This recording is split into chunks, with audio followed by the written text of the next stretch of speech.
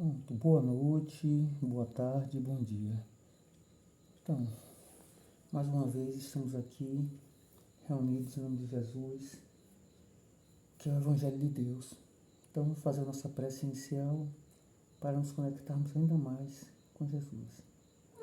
Senhor Jesus, Pai de luz, Pai misericordioso, Senhor Jesus, que a Tua luz e a Tua paz e o Teu amor e a Tua sabedoria, que emanam direto de Deus, chegue até nós. Senhor Jesus, te pedimos proteção, Senhor, para os nossos lares, para as nossas casas, para os nossos familiares. Senhor Jesus, protegei as nossas vidas, protegei o dia a dia das nossas vidas, Senhor Jesus, e trazei paz para a nossa vida e paz para onde quer que nós possamos ir e caminhar. Senhor Jesus, que a Tua luz nos alcance, Senhor, que a Tua luz ilumine nossos caminhos e ilumine o caminho de todos aqueles que convivem conosco. Que assim seja. O tema de hoje é utilidade providencial da riqueza. Oxe, deixou aí, foi? A prova da riqueza e a prova da miséria. Eu ia ler, mas beleza. Mas que não tinha escolhido ainda, né? Eu escolhi aqui. Beleza. Essa questão da riqueza é bem interessante, né?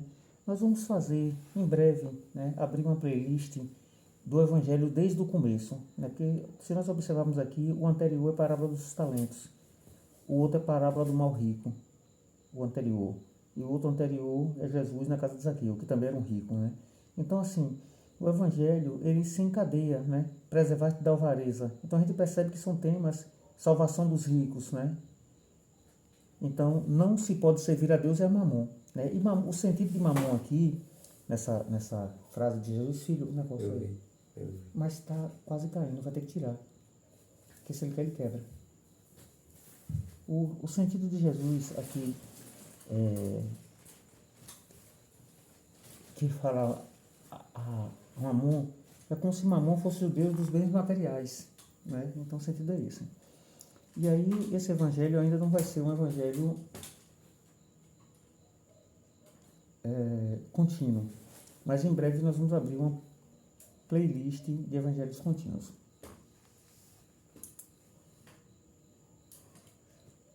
Abra aí, filho, no seu evangelho. Me diga que eu abra. Pode ver, né? Pode abrir um aí. Eu ia abrir.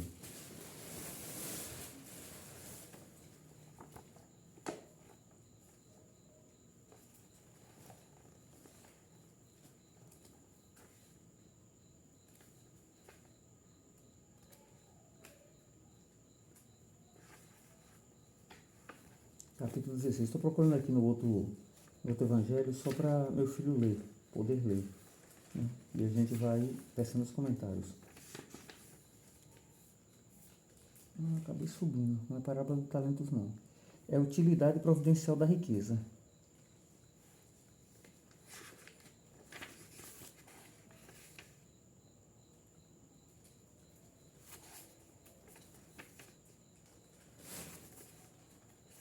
Aqui, filho.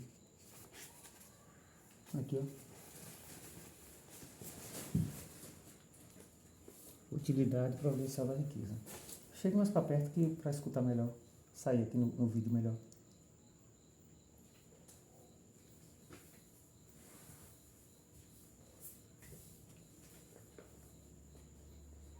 Pode começar? Pode sim. O vídeo já está rolando, já tem 5 minutos quase. Utilidade providencial da fortuna. Provas da riqueza e da miséria. Se a riqueza devesse ser um obstáculo absoluto à salvação daqueles que a possuem, assim como se poderia inferir de certas palavras de Jesus, interpretadas segundo a letra e não segundo o Espírito. Deus, o que a dispensa teria colocado nas mãos de alguns um instrumento de perdição, sem recursos, pensamento que repugna a razão. A riqueza, sem dúvida, é uma prova muito difícil, mais perigosa que a miséria, pelos seus arrastamentos, as tentações que dá, e a fascinação que exerce. É o excitante supremo do orgulho, do egoísmo e da vida sensual. É o laço mais poderoso que liga o homem à terra e afasta seus pensamentos do céu. Produz uma tal vestigem que se vê frequentemente aquele que passa da miséria à fortuna, esquecer depressa a sua primeira posição. Aqueles que o dotaram, aqueles que o ajudaram e se tornar aqueles que passam pela miséria, fortuna, esquecer depressa a sua primeira posição. E os que com ele a partilharam, os que o ajudaram, e faz-se insensível. Sensível, egoísta e vão. Mas do fato de tornar o caminho difícil, não se segue que eu torne impossível. E não posso se tornar um meio de salvação nas mãos daquele que dela sabe se servir. Como certos venenos podem devolver a saúde, se são empregados a propósito e com discernimento. Do jeito certo, né? Veneno de cobra, essas coisas aí. Viram remédios. Então, comentar agora, né? Essa parte inicial aqui quase que eu parava para comentar, porque ela é muito interessante, né? Se a riqueza houvesse de constituir um obstáculo absoluto à salvação dos que a possuem, conforme se poderia inferir de certas palavras de Jesus, interpretadas segundo a letra e não segundo o espírito, né? Se você observar, lá no estudo, uma das coisas que eu mais repito quase toda semana, todos os dias, é isso. São muitas coisas que eu repito sempre com frequência. A questão da humildade, essa questão de a letra mata, o espírito vivifica, está aqui, está escrito, né? Para seres humanos difíceis, como somos nós, ocidentais, é preciso a coisa escrita. Se nós voltarmos ao tempo passado, o Evangelho era o Evangelho, ou a tradição oral, né? Não vamos falar do Evangelho não, né?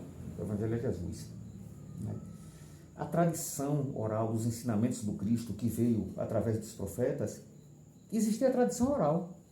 E aí um dia eu vi, achei muito pertinente, alguém comentando assim, quando a sociedade se degenera muito, aí alguém se sente na obrigação de escrever a tradição oral, em papel.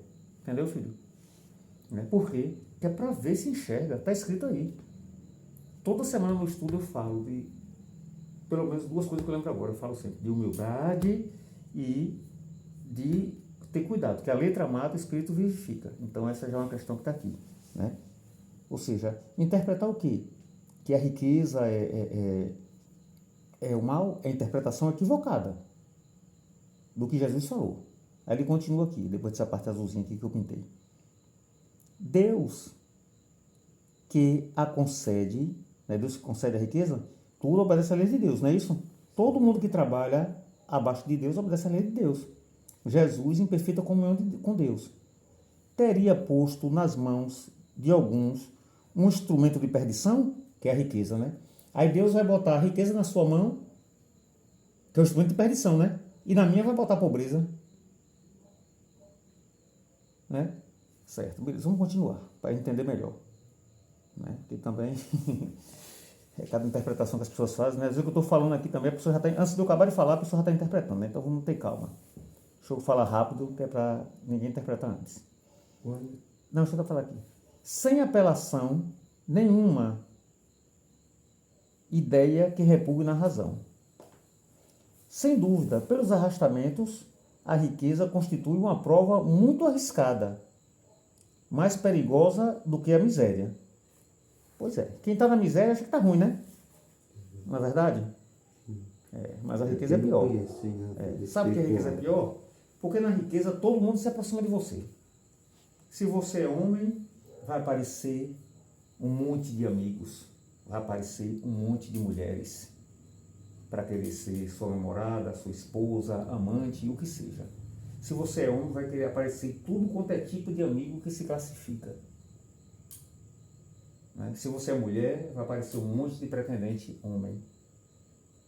Vai aparecer um monte de amiga. Né? Então, vai ser gente querendo usufruir, né, da sua companhia, dos seus bens, da sua riqueza, dos seus privilégios. Porque a riqueza, ela dá privilégios. Isso é um mundo material, um mundo onde somos imperfeitos e valorizamos mais o material e a matéria do que as coisas espirituais. Então a riqueza é uma prova mais difícil, não tenha dúvida. Agora a pobreza também pode ser uma prova tão difícil quanto a riqueza, mas aí agora já é outra questão, depende da resignação da pessoa.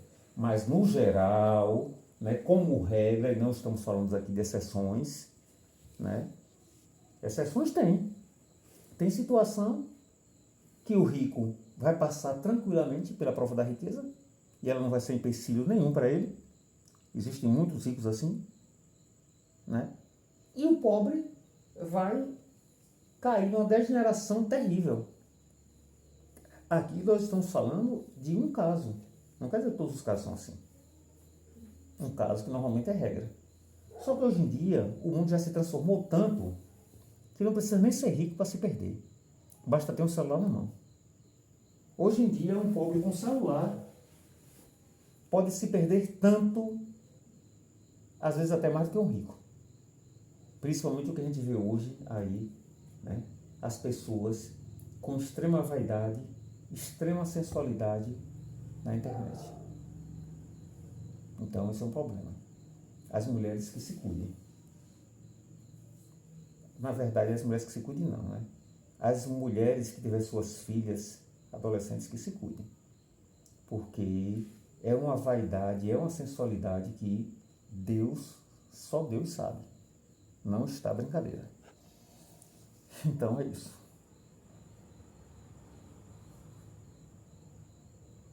É o supremo excitante do orgulho, egoísmo, da vida sensual aí, ó. Eu falei de sensualidade, tá aqui, ó. É o laço mais forte que prende o homem à terra. Exatamente.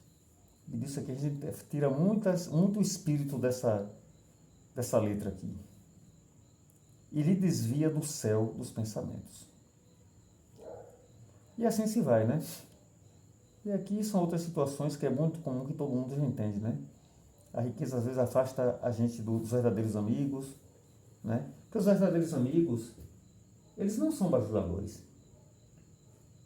O familiar que te ama, ele não é bajulador. Ele não vai dizer que tudo você faz está certo. O amigo que te ama, a amiga que te ama, o familiar que te ama, ele não é bajulador. Ele não vai dizer que tudo que você faz está certo. E aí o que acontece quando você está com riqueza, você vai se afastar, em regra, né, dos familiares que te amam e dos amigos que te amam. Por quê? Porque você vai ter tanta gente te apoiando nas coisas que você faz, independente de estar certo ou errada, que aí você vai se afastar. Isso é muito comum, a gente sabe. É o que ele diz aqui nesse evangelho, não é só a pessoa pegar e rever. Ao fato, porém, de que a riqueza torna-se difícil a jornada. Não se segue que torna impossível e não possa vir a ser um meio de salvação para que possa servir. Porque tem um caso interessante, né, que Divaldo conta, de um senhor de idade muito rico, mas não podia ter filhos. Naquele tempo, a vida era mais melancólica, se bem que hoje a melancolia está na internet, mas naquele tempo a melancolia era nos bares. E aí ele frequentava um bar e a cultura da época, né, o pessoal acabava aparecendo as damas de companhia nos bares, né? E aí ele conheceu uma jovem dama de companhia. E ele conversava muito com ela, mas ele nunca procurou ter nada com ela, né? Enquanto os outros pagavam a ela para ter a companhia, né, material, ele pagava a ela para ter a companhia espiritual. E nesse momento ele acabava livrando ela de tantas energias. Aí ela sentava com ele, conversava, a história é longa, não vou contar não, porque o Rogério vai ficar muito grande. Mas o resultado da história é que ele era muito rico e a riqueza dele fazia muito bem para a sociedade. E no final das contas, né, ele conseguiu tirar ela, né, dessa vida de dama de companhia, né, e ela entendeu as conversas que ela tinha com ele sempre ela entendeu, né, saiu dessa vida de companhia, arrumou um rapaz, um companheiro, casou-se, teve um filho, o senhor que era rico desencarnou, e a esposa do senhor rico, que não tinha filho, adotou ela com marido, com filho, com tudo. E o mais bonito da história, adivinha quem era o filho? Era o próprio senhor rico desencarnado. Não é legal, meu filho? Plot twist. Entendeu? É. Né? Ele mesmo encarnou. Ele tirou ela daquela vida de prostituição, né? E ele mesmo nasceu filho. Deu juízo a ela, ela casou com um rapaz que também era envolvido com droga, com não sei o que, e saiu da vida de droga. Aí ele morreu. Aí como ele morreu, ela ficou meio atordoada, né? Aí a esposa dele, que era uma velhinha, acolheu eles, né? E acho que botou a metade da riqueza da parte dele no nome dela e do rapaz. Aí ela teve um filho, e o filho, né, que ia ser herdeiro dele, era ele próprio. Entendeu? É uma história fantástica. Então, os mecanismos de Deus são insondáveis. Agora mesmo se ela soubesse. Isso tem um vídeo de Divaldo Franco. É a história grande e é linda, linda, linda, linda. Pode ler, filho.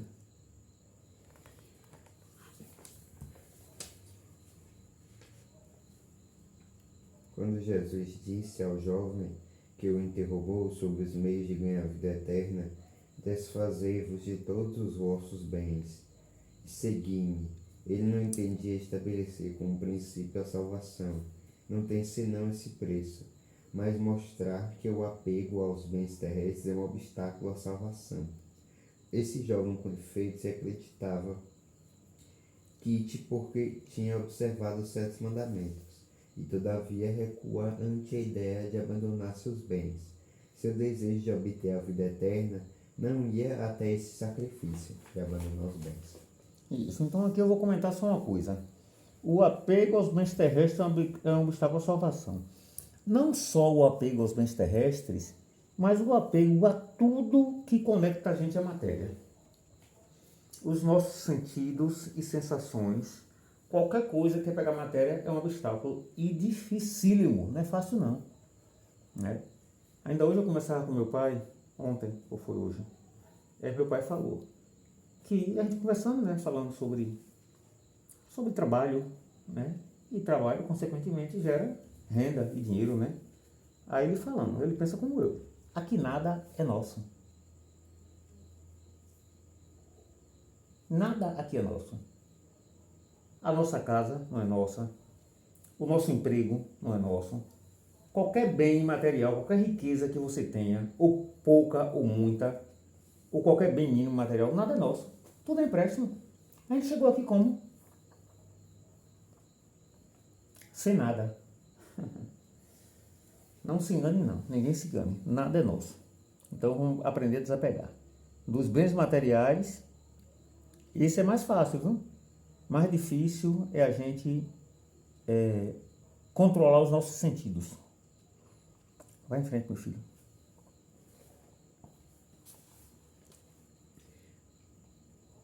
A proposição que Jesus lhe fez era uma prova decisiva para pôr a descoberto o fundo do seu pensamento. Ele podia, sem dúvida, ser um perfeito homem honesto, segundo o mundo. Não fazer mal a ninguém, não maldizer seu próximo, não ser vão nem orgulhoso, honrar seu pai e sua mãe, mas não tinha a verdadeira caridade, porque sua virtude não ia até a abnegação. O que Jesus quis demonstrar era uma aplicação do princípio. Fora da caridade não há salvação. Isso. Vamos lá, continue. A consequência das palavras tomadas em sua acepção rigorosa seria a abolição da fortuna como nociva. A felicidade futura é como fonte de uma multidão de males sobre a terra. E seria, além disso, a condenação do trabalho, que pode proporcionar consequência absurda que conduziria o homem à vida selvagem, e que, por isso mesmo, estaria em contradição com a lei do progresso, que é a lei de Deus. Se a riqueza é a fonte de muitos males, se ela excita tantas más paixões, se provoca mesmo tantos crimes, é preciso se tornar não a coisa, mas ao homem que dela abusa, como abusa de todos os dons de Deus. Pelo abuso, ele torna pernicioso o que lhe poderia ser mais útil. É a consequência do estado de inferioridade do mundo terrestre. Se a riqueza não devesse produzir senão o mal, Deus não a teria colocado sobre a terra. Cabe ao homem dela extrair o bem. Se ela não é um elemento direto do progresso moral, é sem contradita um progresso do elemento, é um poderoso elemento de progresso intelectual. Quer comentar, filho? Não. Então, tudo que tem no planeta Terra, tudo que existe no universo, tudo que Deus permite, que Deus é a inteligência suprema, o amor supremo, causa primeira de todas as coisas, tudo que existe, pelo menos agora eu vou falar só de Terra, né, do planeta Terra. Na condição que nós estamos, humana, que acabamos de sair da condição de animal dito irracional, a gente ganhou essa racionalidade, né? É uma aquisição, né, que a gente ganhou de Deus, né? Esse princípio inteligente ganha uma aquisição que é a, entre aspas, racionalidade. Então, nessa condição que estamos, que é a condição primária, logo após a animalidade absoluta, né? A gente vive principalmente uma dualidade. E nessa dualidade, tudo pode ser usado para o bem ou para o mal. É simples. Está aí a energia nuclear, fizeram bomba atômica, mataram milhões de pessoas. Mas a energia nuclear serve muito bem à medicina, fazendo exames, né? Tantos exames, né? de radiografia, tem exame mais novo, esqueci o nome agora, mas todo mundo sabe aí, é fácil de lembrar, não vou lembrar agora não, que usa muito mais os exames de... meu Deus do céu, não tem jeito para lembrar agora não. Então a energia nuclear é muito usada para o bem, para a medicina. Então tudo que Deus coloca no mundo pode ser usado por dois. Então a gente usa a dualidade.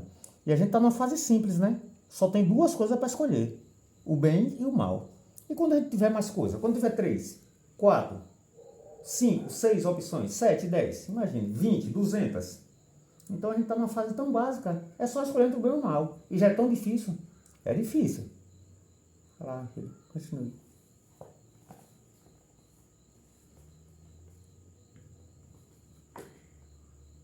Com efeito, o homem tem por missão trabalhar pelo aprimoramento material do globo. O deve desbravar, saneá-lo, dispô-lo para receber um dia toda a população que a sua extensão comporta.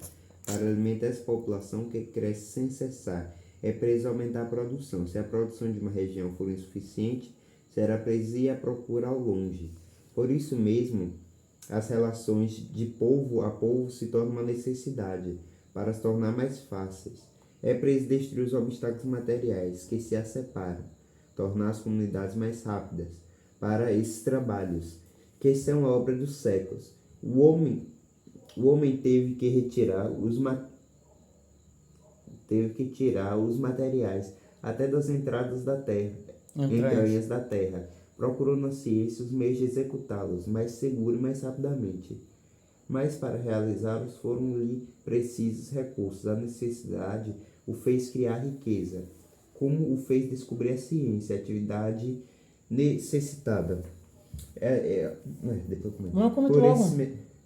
por esses mesmos trabalhos, aumenta e desenvolve a sua inteligência.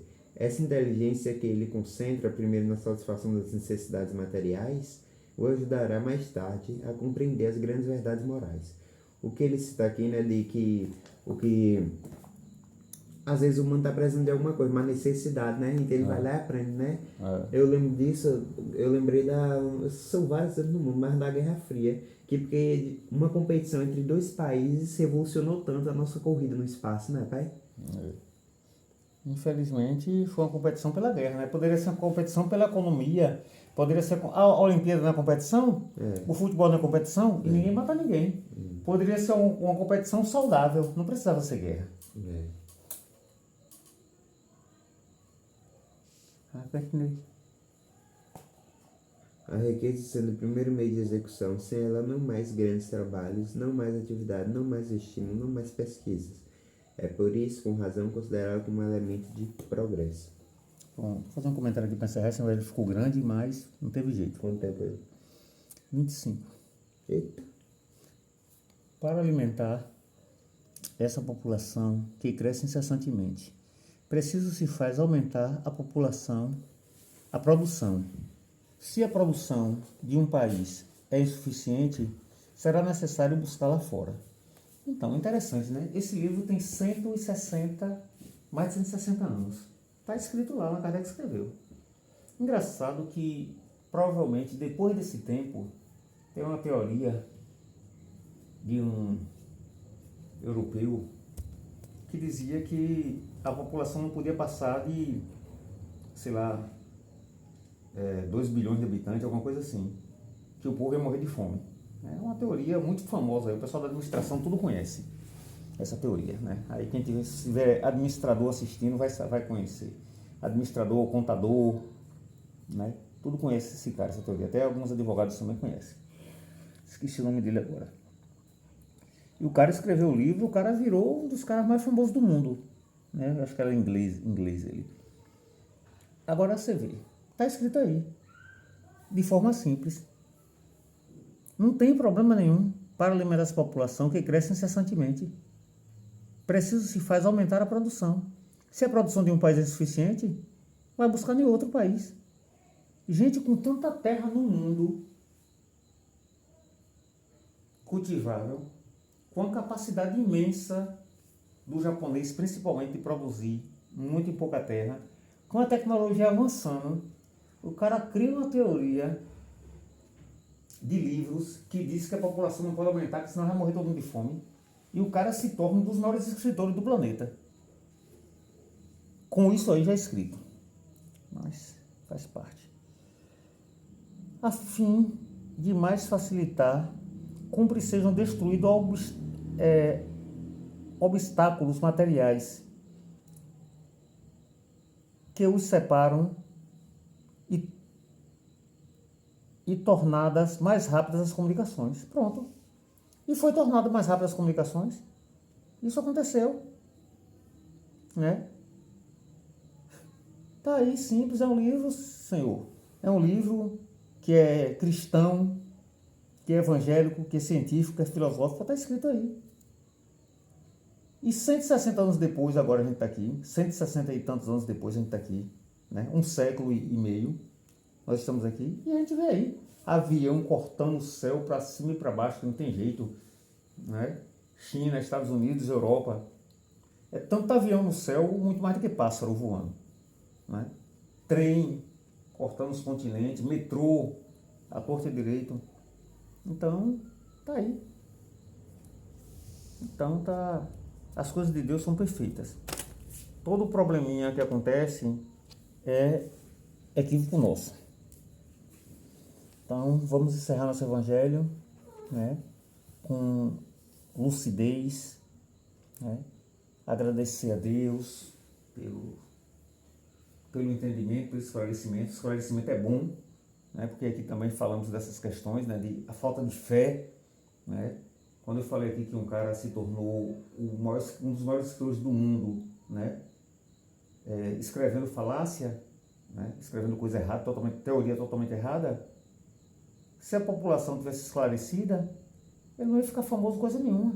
E o que é que aconteceu? Ele acabou gerando um caos para a sociedade, né? Acabou distorcendo o caminho e a evolução correta que Jesus e Deus pretendia para a sociedade. Porque ele influenciou muito na economia, influenciou na indústria, né? Na crença das pessoas. atrapalhou o progresso da humanidade. Infelizmente tem isso, né? Homens muito inteligentes que atrapalham o progresso da humanidade. Então, Evangelho de Deus, que é Jesus, é isso. É esclarecimento, é luz no caminho. É luz para a gente caminhar com amor em direção a Deus. Então, por isso a gente agradece. Vamos fechar nossos olhos. Vamos elevar o nosso pensamento ao Mestre Jesus. E agradecer. Obrigado, Jesus, por toda a luz que tem derramado sobre esse planeta. Obrigado, Jesus, por toda a luz que tem derramado em nossos corações. Obrigado, Jesus, pela luz que ilumina as famílias, os pais, os filhos, as mães, as filhas. Obrigado, Jesus, pelo seu amor infinito, resgatando tantos espíritos de tantos confins, de sistemas solares distantes, de constelações distantes, juntando todos nós aqui na Terra para encarnarmos e desencarnarmos, como crianças que vão à escola dia a dia. Senhor Jesus, nos faz entender para que possamos nos desapegar da vida material. Nos faz entender, Senhor, que em cada encarnação é muito menos que um ano letivo na escola. Cada encarnação, Senhor, é como se fosse um dia, apenas um dia de aula. Mas infinitas encarnações que ainda passaremos na escola da vida. Senhor Jesus, ilumina nosso caminho, nos acolhe, Senhor, nos afasta da materialidade vã. Faça-nos, Senhor, dar valor, mas o verdadeiro valor aos bens materiais, ao dinheiro, aos sentidos e às sensações, para que não nos embriaguemos, não nos percamos entorpecidos como doentes, usuários de droga. Senhor Jesus, dai moderação no nosso coração, dai moderação nos nossos sentidos e nos nossos sentimentos. Que Jesus esteja conosco e que a paz do Mestre nos acompanhe por onde quer que viemos caminhar. Que assim seja.